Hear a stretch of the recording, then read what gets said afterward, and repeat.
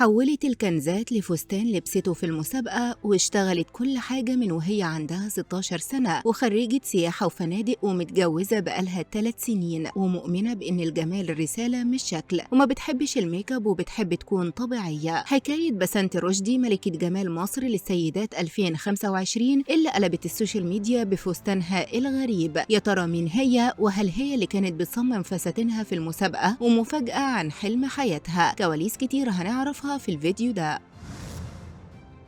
خريجة سياحة وفنادق وكان نفسها تقدم في مسابقات الجمال قبل الجواز، لكن كانت بتتكسف، والصدفة لعبت دور كبير في شهرتها، واشتغلت كل حاجة من وهي عندها 16 سنة. كلامنا هنا عن بسنت رشدي ملكة جمال مصر للسيدات 2025 اللي قلبت السوشيال ميديا بسبب إطلالتها في المسابقة، وكانت كل إطلالة بتظهر بيها بتبهر الكل من حلاوتها وبساطتها. بسنت رشدي بنوتة عندها 28 سنة، وأول لما عرفت إن في مسابقة ملكة جمال للمتجوزين ودي أول مرة تتفتح في مصر قدمت فيها فوراً، وما كانتش عارفة إنها هتكون هي الملكة. بسنت من صغرها نفسها تقدم في المسابقة، وكانت دايماً بتظهر بالتاج وبتكتب كوين في كل حتة في البيت والمدرسة. ولما كبرت ما قدمتش في المسابقة لأنها كانت بتتكسف، ولما اتجوزت اتشجعت وقدمت في مسابقة ملكة جمال مصر 2025 للسيدات، وكانت متوترة بسبب شروطها. بسنت مؤمنة بأن الجمال رسالة مش شكل، والمسابقة كانت شهر ونص، وكانت بتضغط نفسها كل يوم، وفي كل فستان بتعمله هي اللي بتختار التصميم بتاعه وبتعمله بنفسها، ولو احتاجت مصمم بيبقى موجود. من كتر الضغط وتعب المسابقة كانت هتنسحب، وفي كل مرة أمها بتمنعها وبتفضل وراها لحد لما تقوم على رجليها وتكمل اللي بدأته. وقالت إن أمها هي الدعم ليها، وفضلت وراها لحد لما أخدت المسابقة وبقت ملكة جمال مصر السنة دي. بسنت رشدي اسكندرانية وبنت بلد وبتعشق الرياضة، ومفيش يوم بيمشي من غير ما تعمل رياضة وتروح الجيم، ونصحت كل بنت تهتم بنفسها وبجمالها. بسنت اشتغلت في كذا حتة ليها علاقة بالسوشيال ميديا زي الدعاية والإعلان، واشتغلت في الملاحة، وبقالها 3 سنين متجوزة، ومن ساعة ما أخدت الجايزة وهي ما نامتش من الفرحة، ونفسها تنام وبتحضن التاج بتاع المسابقة لأنه كان حلم كبير قوي بالنسبة لها. بسنت خريجة سياحة وفنادق وعملت ماجستير ودكتوراه، يعني دحيحة دحيحة، وبتحب الدراسة والشغل وحياة الفرهدة، ونجحت في إنها تكون مميزة ومختلفة في المسابقة لدرجة إن الناس كلها اتكلمت عن فكرة فستانها اللي حاولت بيه توصل رسالة لكل الناس بأن المخلفات والحاجات القديمة ممكن نحولها لتحفة فنية وتكون صديقة للبيئة. وده اللي حصل في فستانها اللي لمت فيه كل مخلفات الكنزات بكل أنواعها، بيبسي وسيفن أب وميريندا كوكاكولا وكل الأنواع، وهي اللي عملت التصميم بنفسها بمساعدة